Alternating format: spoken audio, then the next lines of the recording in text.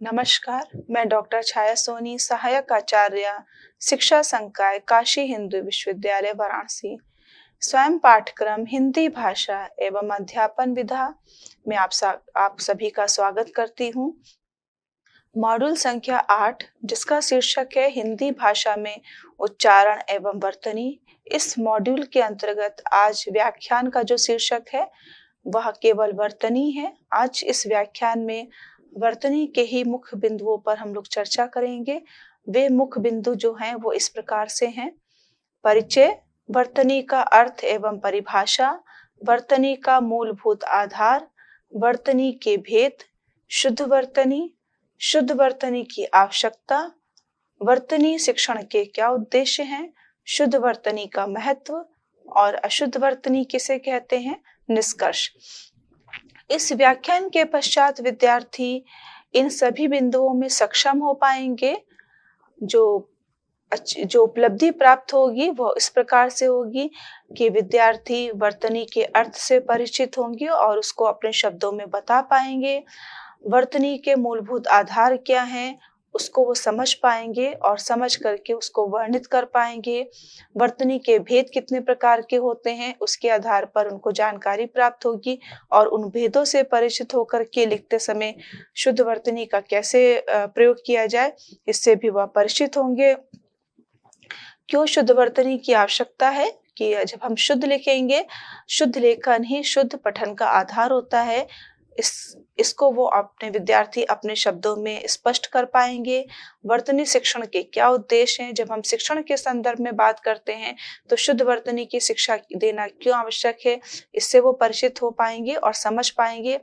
साथ ही साथ शुद्ध वर्तनी का महत्व क्या है, संप्रेषण स्थापित करने में अगर लिखा गया है और लिख करके उसको समझना है और समझ करके उसको मौखिक रूप से बताने का कार्य करना है तो वहां पर शुद्ध वर्तनी में लेखन बहुत ही आवश्यक हो जाता है।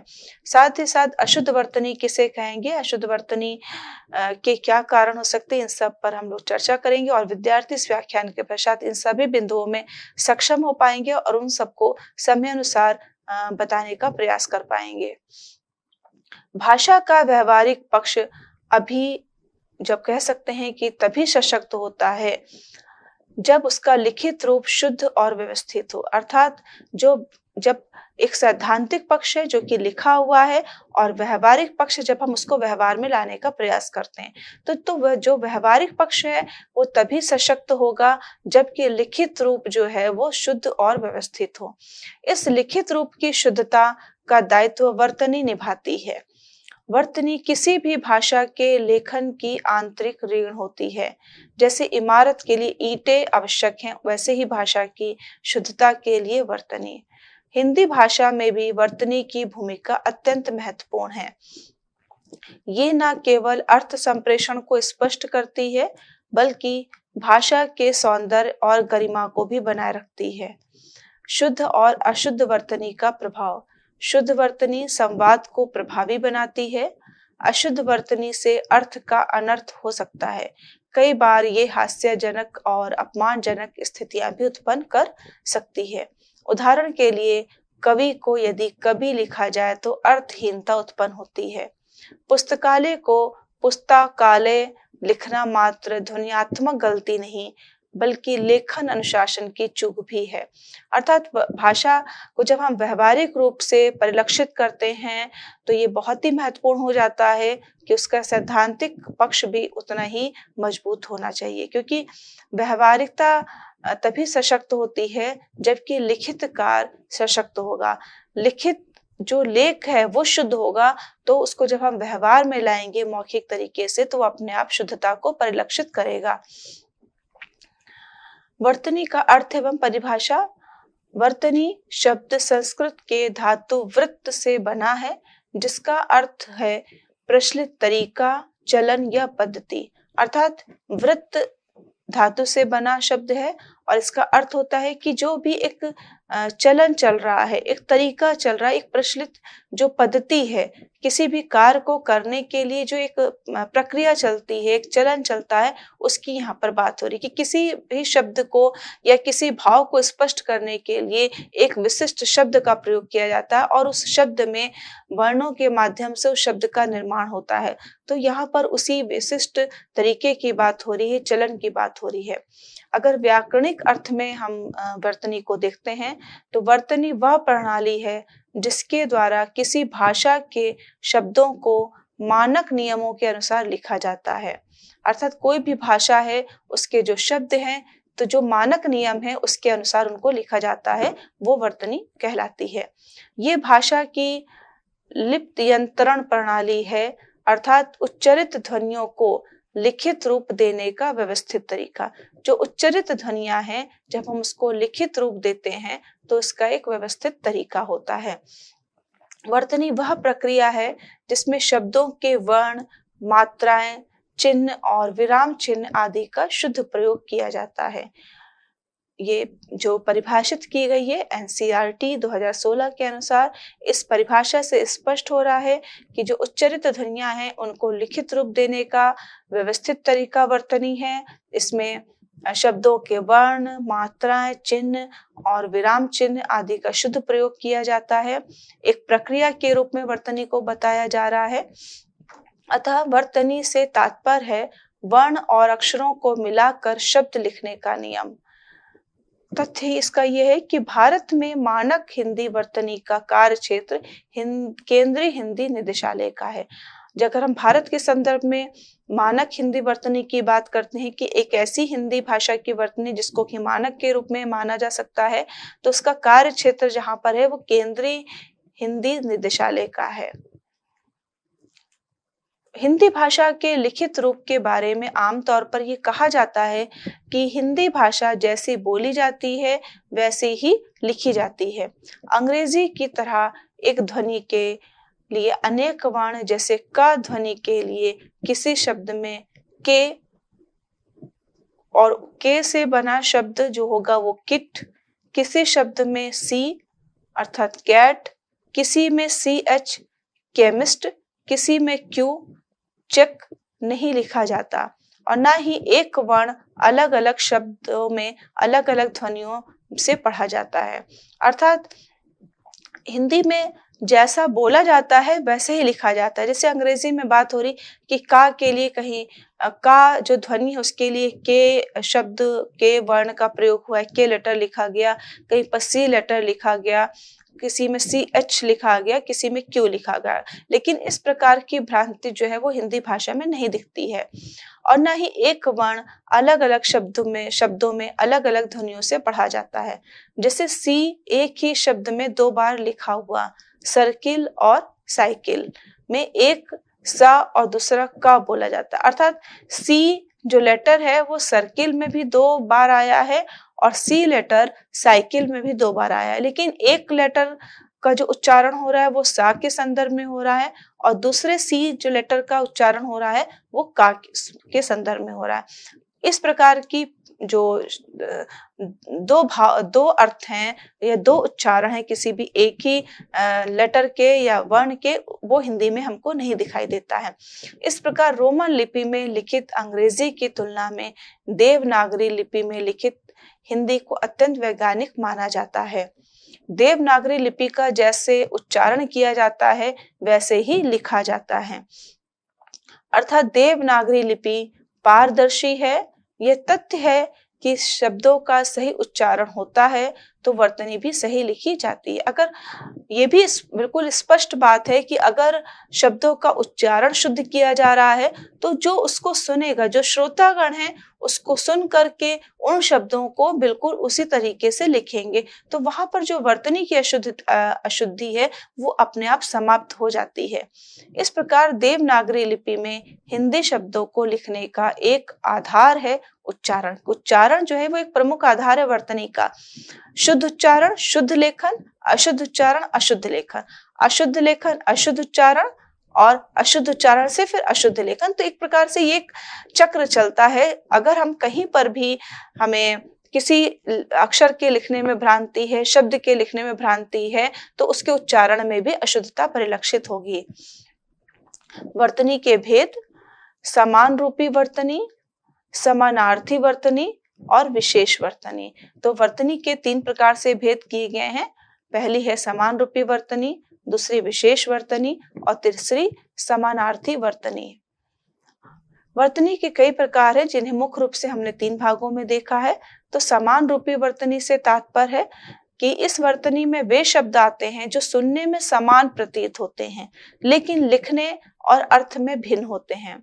ऐसे शब्दों को सामने के लिए समझने के लिए सटीक उच्चारण और प्रसंग का सही ज्ञान होना आवश्यक है। उदाहरण के लिए वह और वे। वह का मतलब जिसे इंग्लिश में दैट के रूप में इस्तेमाल करते हैं, और वे जो बहुवचन के लिए इस्तेमाल किए जाते हैं। फल खाने वाला फल और फल किसी चीज की कमी। अर्थात वह और वे, जो कि अर्थ एक ही स्पष्ट कर रहे हैं, लेकिन लिखने का तरीके अलग अलग होते हैं। समानार्थी वर्तनी: समानार्थी वर्तनी वे शब्द होते हैं जो लिखने में समान होते हैं, लेकिन उनका उच्चारण और अर्थ अलग होता है। यह भेद हिंदी भाषा के ध्वन्यात्मक पक्ष को उजागर करता है। उदाहरण के लिए बांध, जिसका अर्थ है बांधना, और बांध जिसका अर्थ है जल को रोकने का बांध। अर्थात दोनों का ही वे शब्द हैं जो समान होते हैं, लिखने में समान होते हैं, लेकिन उच्चारण और अर्थ अलग अलग होता है। विशेष वर्तनी: विशेष वर्तनी में वे शब्द शामिल हैं जो एक ही अर्थ या ध्वनि को व्यक्त करते हैं। अर्थात वे शब्द हैं जो कि एक ही अर्थ को, उसके अर्थ में कोई परिवर्तन नहीं आता कि नहीं उच्चारण में उसका अर्थ बदल जाएगा, बल्कि एक ही अर्थ को और ध्वनि को व्यक्त करते हैं, लेकिन उनकी लिखावट अलग अलग होती है।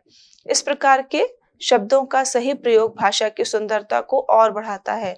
उदाहरण के लिए गंध, जिसका अर्थ है सुगंध या दुर्गंध, और गांधी महात्मा गांधी का नाम। अर्थात गंध शब्द से सुगंध और दुर्गंध पता चल रही है। सुर लय ताल की जब बात करते हैं तो वहां पर संगीत का स्वर है, और शूर वीर व्यक्ति की बात आ रही है। तो अर्थात विशेष वर्तनी जहां पर वे शब्द शामिल होते जो कि एक ही अर्थ और एक ही ध्वनि को व्यक्त करते हैं। शुद्ध वर्तनी: जब किसी शब्द को व्याकरणिक मानदंडों और ध्वनि सामंजस्य के अनुसार लिखा जाता है तो वह शुद्ध वर्तनी कहलाती है। शुद्ध वर्तनी किसे कहेंगे? जहां पर व्याकरणिक मानदंडों की बात हो रही है, ध्वनि सामंजस्य की बात हो रही है, उसके अनुसार लिखा जाता है तो वह शुद्ध वर्तनी कहलाती है। इसके लक्षण हैं: मात्रा सही, सही मात्रा का प्रयोग किया जाता है, अनुस्वार अनुनासिक का सही प्रयोग होता है, और साथ ही साथ जो विशेष ध्वनियां हैं उनकी सही अभिव्यक्ति भी होती है। उदाहरण के लिए विद्यालय, विज्ञापन, स्वतंत्रता, पर्यावरण। तो विज्ञापन ये शुद्ध शब्द है इसको लिखना, और विज्ञापन जैसा कि आप देख सकते हैं कि विज्ञापन ये अशुद्ध है। शुद्ध वर्तनी की आवश्यकता क्यों है? क्यों हम शुद्ध वर्तनी को महत्वपूर्ण मान रहे हैं? क्यों इसकी आवश्यकता पड़ रही है? तो भाषा की शुद्धता वर्तनी पर ही आधारित होती है, क्योंकि भाषा का शुद्ध रूप वर्तनी के माध्यम से ही प्रस्तुत किया जाता है। जैसे कौरी, भाषा संबंधी कौशलों का विकास शुद्ध वर्तनी से संभव है। शुद्ध उच्चारण पढ़ने तथा अध्ययन में शुद्धता, सुनने में शुद्धता का विकास किया जाता है। भाषा शिक्षण के उद्देश्यों की प्राप्ति शुद्ध वर्तनी से ही की जा सकती है। अगर शुद्ध वर्तनी की आवश्यकता है कि शुद्ध भाषा की शुद्धता वर्तनी पर आधारित है, शुद्ध वर्तनी के माध्यम से प्रस्तुत किया जाता है। विभिन्न कौशलों का अगर हमें विकास करना है तो उसमें भी शुद्ध वर्तनी महत्वपूर्ण होती है, और शुद्ध उच्चारण में, शुद्ध पढ़ने और अध्ययन में भी, सुनने में शुद्धता का विकास भी शुद्ध वर्तनी के माध्यम से ही होता है। शुद्ध वर्तनी से ही जो हमारे भाषा के उद्देश्यों को हम निर्धारित करते हैं विभिन्न स्तरों के लिए, तो उसकी प्राप्ति भी शुद्ध वर्तनी के माध्यम से ही होती है। अन्य विषयों की पाठ वस्तु का ज्ञान भी शुद्ध वर्तनी से ही संभव होता है। हिंदी रचना का प्रस्तुतिकरण भी शुद्ध वर्तनी से ही होता है। जो हिंदी की रचना है उसको जो प्रस्तुतिकरण होता है वो भी शुद्ध वर्तनी से ही होता है। भावों एवं विचारों की अभिव्यक्ति एवं संप्रेषण में वर्तनी की आवश्यकता। जब हम भावों की अभिव्यक्ति करना चाहते हैं, विचारों की अभिव्यक्ति करना चाहते हैं, तो उसमें संप्रेषण में अभिव्यक्ति करने के लिए जो संप्रेषण स्थापित होता है उसमें भी वर्तनी की आवश्यकता होती है। वर्तनी शिक्षण के उद्देश्य क्या हैं? ध्वनि लिपि संबंध की समझ विकसित करना, विद्यार्थियों को भाषा के ध्वनियों और उनके संगत लिपि चिन्हों के बीच संबंध को समझने में मदद करना है। उन्हें ये ज्ञान प्राप्त करने में सहायता करना कि किस ध्वनि के लिए किस वर्ण का प्रयोग किया जाता है। मानक वर्तनी नियमों का ज्ञान प्रदान करना, विद्यार्थियों को हिंदी भाषा की जो मानक वर्तनी के नियम हैं उनसे अवगत कराना, जैसे मात्रा का सही प्रयोग, संयुक्त अक्षर, द्वित्व व्यंजन, अनुस्वार, अनुनासिक, विसर्ग आदि के नियम। उन्हें इन नियमों को सही संदर्भ में लागू करने की क्षमता विकसित करना। अशुद्धियों के कारणों की पहचान करना और उसका निवारण करना। जो अशुद्धि है उसके क्या कारण है और उनकी पहचान करना और उसके निवारण पर काम करना। विद्यार्थियों को सामान्य वर्तनी अशुद्धियों के कारणों जैसे उच्चारण भेद, व्याकरणिक अज्ञानता, क्षेत्रीय प्रभाव, असावधानी को पहचानने में सक्षम बनाना, उन्हें अपनी गलतियों को सुधारने और भविष्य में ऐसी अशुद्धियों से बचने के लिए रणनीतियां सिखाना। अर्थात पहला उद्देश्य हो गया कि जो ध्वनि लिपि संबंध की समझ, ध्वनि को या लिपि को कैसे लिखा जाना है, इसके स्थानों की जानकारी भी देना हमारे ध्वनि वर्तनी शिक्षण का उद्देश्य होता है। मानक वर्तनी के जो नियम है उनके बारे में बताना और विभिन्न प्रकार की जो अशुद्धियां हो रही हैं उसके क्या, उन अशुद्धियों के कारण क्या है इसकी पहचान करना और उसका निवारण करना। शुद्ध उच्चारण का विकास करना। वर्तनी और उच्चारण का गहरा संबंध है। शुद्ध वर्तनी सीखने के लिए शुद्ध उच्चारण का ज्ञान आवश्यक है।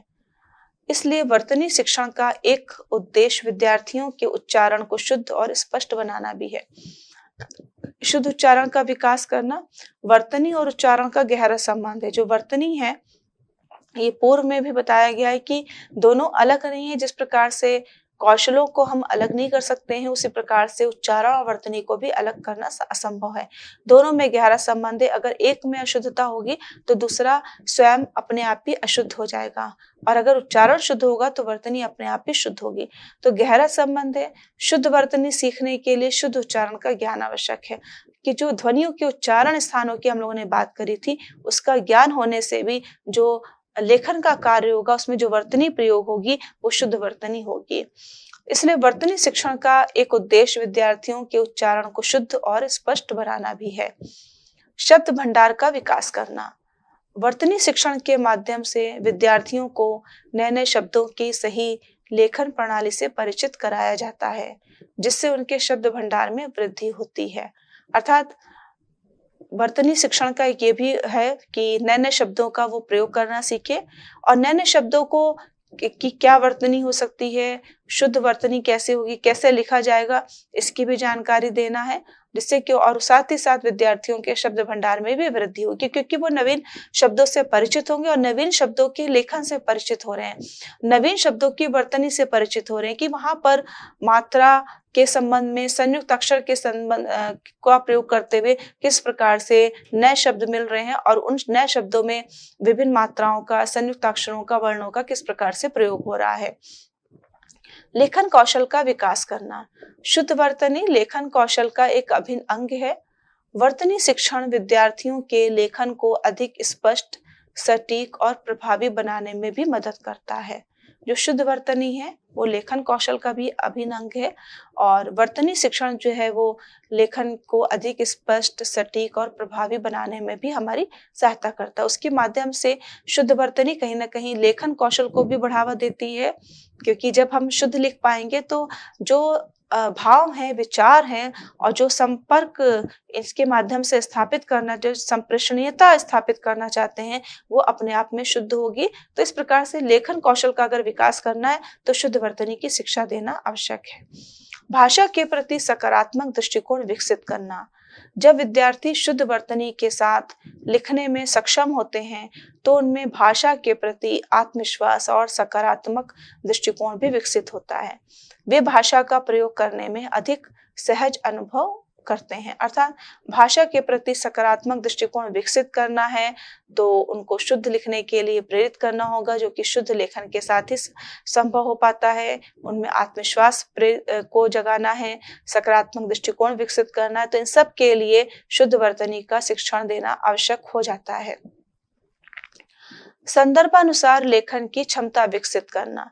जिस संदर्भ में लेखन का कार्य किया जाना है, वर्तनी शिक्षण का एक उद्देश्य ये भी है कि उस संदर्भ के अनुसार लिखने के लिए प्रेरित करना, उस संदर्भ के अनुसार शुद्ध वर्तनी का प्रयोग करना। तो विद्यार्थियों को विभिन्न संदर्भ, औपचारिक, अनौपचारिक के अनुसार उपयुक्त शब्दों और शुद्ध वर्तनी का प्रयोग करने की क्षमता विकसित करना। अर्थात औपचारिक तरीके से क्या लिखना है, अनौपचारिक रूप से क्या संवाद स्थापित करना है, कौन से मुद्दों पर अपनी बात रखनी है लिखित रूप में, तो इन सब की क्षमता तभी विकसित होगी जबकि वर्तनी शिक्षण दिया जाएगा। तो वर्तनी शिक्षण के माध्यम से उनको शुद्ध वर्तनी और अशुद्ध वर्तनी में भेद भी बताया जाता है और संदर्भ के अनुसार लेखन की क्षमता को भी विकसित किया जाता है। स्वयं सुधार और स्वमूल्यांकन की क्षमता विकसित करना। विद्यार्थियों को अपनी लिखी हुई सामग्री में वर्तनी की अशुद्धियों को स्वयं पहचानने और सुधारने के लिए प्रोत्साहित करना। मतलब विद्यार्थियों के द्वारा स्वयं जो गद्यांश, पद्यांश लिखा गया है, जो अनुच्छेद लिखा गया है, उसमें स्वयं उसको लिखने के पश्चात उसका वो पठन करें और पढ़ते समय अशुद्धियों को पहचानें, तत्पश्चात उसमें सुधार करने का प्रयास करें। तो ये भी एक प्रमुख उद्देश्य है कि स्वयं से अशुद्धियों को पहचानना और उसका सुधार करना। तात्पर्य मतलब स्वयं सुधार या स्वयं मूल्यांकन करने की क्षमता भी विद्यार्थियों में विकसित करना। शुद्ध वर्तनी का महत्व। अर्थ की स्पष्टता के संदर्भ में इसका महत्वपूर्ण स्थान होता है। शुद्ध वर्तनी भाषा के अर्थ को स्पष्ट रूप से व्यक्त करने में सहायक होती है। एक छोटी सी मात्रा या वर्ण की अशुद्धि शब्द के अर्थ को बदल देती है, जिससे भ्रम और गलतफहमी पैदा हो सकती है। उदाहरण के लिए अनल, जो कि आग, शब्द आग अर्थ है, और अनिल हवा, केवल एक मात्रा के परिवर्तन से अर्थ भिन्न हो जाता है। अर्थात अनल जो कि आग को प्रदर्शित कर रहा है और अनिल हवा को प्रदर्शित कर, अगर छोटी मात्रा हटा दी जाएगी ई की तो दोनों का अर्थ सेम एक ही जैसा हो जाएगा। तो इस प्रकार से अगर हमें अर्थ को स्पष्ट करना है तो छोटी से छोटी मात्राओं का, छोटे से छोटे वर्णों का बहुत ही महत्वपूर्ण स्थान होता है। इसको समझने के लिए भी, अर्थ की स्पष्टता को व्यक्त करने के लिए भी हमारी शुद्ध वर्तनी महत्वपूर्ण हो जाती है। प्रभावी संप्रेषण के लिए शुद्ध वर्तनी लिखित संप्रेषण को अधिक प्रभावी और विश्वसनीय बनाती है। जब लेखन त्रुटिपूर्ण होता है तो पाठक का ध्यान विषय से भटक सकता है और संदेश का सही अर्थ ग्रहण करने में बाधा भी आ सकती है। प्रभावी संप्रेषण स्थापित करने के लिए भी शुद्ध वर्तनी महत्वपूर्ण होती है, क्योंकि अगर त्रुटिपूर्ण लेखन हो रहा है तो जो पाठक है, जो पढ़ने वाला है, वो भ्रमित हो जाएगा कि इस लेखन में किसके संदर्भ में बात हो रही है और जो संदेश मिलना चाहिए वो संदेश उसको प्राप्त नहीं हो पाएगा। अर्थात उसका जो उस लेखन से जो अर्थ ग्रहण कर रहा है वो अर्थ का अनर्थ हो जाएगा और उसके अर्थ ग्रहण करने में भी जो बाधा पहुंचेगी, जिसके कारण से वो पूर्ण रूप से अर्थ ग्रहण नहीं कर पाएगा और ये भी हो सकता है कि वो आगे उस लेख को पढ़ने में रुचि भी ना दिखाए। तो इस प्रकार से प्रभावी संप्रेषण अगर स्थापित करना है तो शुद्ध वर्तनी महत्वपूर्ण होती है। मानक भाषा का अनुपालन। शुद्ध वर्तनी मानक भाषा के नियमों का पालन करती है, जिससे भाषा में एकरूपता और स्थिरता बनी रहती है। यह विभिन्न क्षेत्रों के लोगों के बीच संवाद को सुगम बनाती है। यहाँ पर देख सकते हैं कि अर्थ और अनर्थ। भाषा सौंदर्य और गरिमा का संरक्षण। शुद्ध वर्तनी भाषा के साहित्यिक सौंदर्य को बनाए रखने में भी सहायक है। शुद्ध वर्तनी के माध्यम से जो भाषा की सुंदरता है वो बनी रहती है और भाषा की गरिमा को भी हम संरक्षित रख सकते हैं। साहित्यकारों, कवियों और निबंधकारों के लेखन में वर्तनी की त्रुटियां भाषा के रस, लय और गेयता को नष्ट कर देती हैं। अगर हम साहित्यकार की बात करें, कवियों की बात करें, निबंधकारों की बात करें तो इसके लेखन में जो वर्तनी की त्रुटियां होती हैं, अगर इनके द्वारा लेखन करते समय वर्तनी संबंधी त्रुटियां दिख रही होती हैं तो उसके रस को, लय को और ज्ञेयता को वो अपने आप ही उसमें बाधक का काम करेंगे और वो जो रस दिखलाना चाह रहे थे या जो श्रोतागण या पाठक गण उससे जो रस की प्राप्ति करना चाह रहे थे वो अपने आप ही स्वतः नष्ट सब हो जाता है। डॉक्टर नागेंद्र हिंदी साहित्य का सौंदर्य शास्त्र में लिखते हैं कि भाषा की सुंदरता उसकी शुद्धता में नहीं थे। अर्थात भाषा की सुंदरता जो है जब तक कि शुद्ध लेखन नहीं होगा, वर्तनी शुद्ध नहीं होगी, तो उसका तात्पर्य कि जो उसकी शुद्धता का मतलब है कि लेखन में शुद्धता में ही निहित होती है। इस प्रकार से भाषा सौंदर्य और गरिमा को संरक्षित रखने के लिए शुद्ध वर्तनी का महत्वपूर्ण स्थान हो जाता है। मनोवैज्ञानिक एवं बौद्धिक प्रभाव। शुद्ध वर्तनी से विद्यार्थी में आत्मविश्वास, भाषिक अनुशासन और साफ स्पष्ट सोच विकसित होती है। जो छात्र शुद्ध वर्तनी से लिखते हैं उनके लेखन में स्वच्छता और संगठन होता है। अर्थात मनोवैज्ञानिक प्रभाव भी अगर हम डालना चाहते हैं तो शुद्ध वर्तनी का होना आवश्यक हो जाता है। शैक्षणिक सफलता के लिए शिक्षा के क्षेत्र में शुद्ध वर्तनी का विशेष महत्व है। परीक्षा और शैक्षणिक कार्य में अशुद्ध वर्तनी के कारण अंक कट सकते हैं और विद्यार्थी की समग्र शैक्षिक प्रगति भी प्रभावित हो जाती है। शैक्षणिक सफलता में भी हमें शुद्ध लेखन, जब परीक्षा वगैरह में जो लेखन का कार्य होता है, उत्तर देने का कार्य होता है, तो उसमें वर्तनी की शुद्धता बहुत ही महत्वपूर्ण हो जाती है और खास करके भाषा के संदर्भ में। व्यावसायिक सफलता के लिए व्यावसायिक जीवन में भी शुद्ध वर्तनी महत्वपूर्ण भूमिका निभाती है। आधिकारिक पत्रों, रिपोर्ट और अन्य दस्तावेजों में अशुद्ध वर्तनी व्यावसायिकता की कमी को दर्शाती है। जो व्यावसायिकता है उसकी कमी को भी दर्शाती है, व्यवसाय में भी कमी को दर्शा रही है, साथ ही साथ संगठन की छवि को नकारात्मक रूप से भी प्रभावित कर सकती है। अगर व्यवसाय में सफल होना है तो लेखन कार्य में सफलता हमको प्राप्त करनी होगी, शुद्ध वर्तनी हमें सीखना होगा। आत्मविश्वास में वृद्धि। जब व्यक्ति शुद्ध वर्तनी के साथ लिखता है तो उसमें आत्मविश्वास बढ़ता है। वो अपने विचारों को स्पष्ट और प्रभावी ढंग से व्यक्त करने में सक्षम अनुभव करता है। तो आत्मविश्वास में वृद्धि करना, क्योंकि जब स्पष्ट है पहले से कि वर्तनी का ज्ञान है, मात्राओं का ज्ञान है, वर्णों के, ध्वनियों के उच्चारण स्थान का ज्ञान है, तो उसके द्वारा जब उन सारे चीजों का ज्ञान है तो लेखन कार्य या जो लिखित शब्द है उसकी वर्तनी कभी भी अशुद्ध नहीं हो सकती। तो आत्मविश्वास के साथ शिक्षण होता है या किसी भी क्षेत्र में जब हम लेखन कार्य करते हैं तो पूर्ण आत्मविश्वास के साथ होता है, जिससे कि वर्तनी की अशुद्धि बिल्कुल भी परिलक्षित नहीं होती है। तो शुद्ध आत्मविश्वास में वृद्धि करने के लिए भी हमें शुद्ध वर्तनी का शिक्षण आवश्यक हो जाता है। भाषा की गरिमा। शुद्ध वर्तनी भाषा की गरिमा और सम्मान को बनाए रखती है। ये भाषा को विकृत होने से बचाती है और उसकी साहित्यिक एवं सांस्कृतिक विरासत को सुरक्षित रखने में योगदान भी देती है। रोजगार और करियर संबंधी महत्व। सरकारी परीक्षा, सीवी, रिज्यूम लेखन, ईमेल, संवाद, प्रेस विज्ञप्ति और लेखकीय पेशों में वर्तनी शुद्धता अत्यंत आवश्यक है। उदाहरण के लिए यदि कोई अभ्यर्थी अपने आवेदन पत्र में अनुभव लिखे तो वह योग्यता के बावजूद अस्वीकार किया जा सकता है। अर्थात एक अक्षर से शब्द बिल्कुल उसका अर्थ जो है वो अस्पष्ट हो जाता है। डिजिटल युग में वर्तनी की आवश्यकता। भले ही आज ऑटो करेक्ट, स्पेल चेक जैसी तकनीकें उपलब्ध है, किंतु मूल लेखन संबंधी या मूल लेखन कौशल वर्तनी शुद्धता पर ही निर्भर है। जो मूल लेखन है उसका जो कौशल है वो वर्तनी शुद्धता पर ही आधारित होता है। कई बार ऑटो सुधार तकनीकें गलत वर्तनी को बढ़ावा देती हैं। यदि लेखक को लेखन के नियम ना पता हो तो वो उन्हीं को ही अपनाता है और इस प्रकार से गलत वर्तनी को बढ़ावा मिल जाता है। तो लेखन के नियम भी पता होने चाहिए, वर्तनी के नियम पता होने चाहिए, जिससे कि गलत अगर चीजें हमको पता चल रही तो उसमें हम स्वतः सुधार कर सके। फोन में नमस्ते लिखते समय ये नाश्ते बन जाता है, अर्थात इसका अर्थ बिगड़ जाता है। अशुद्ध वर्तनी किसे कहेंगे?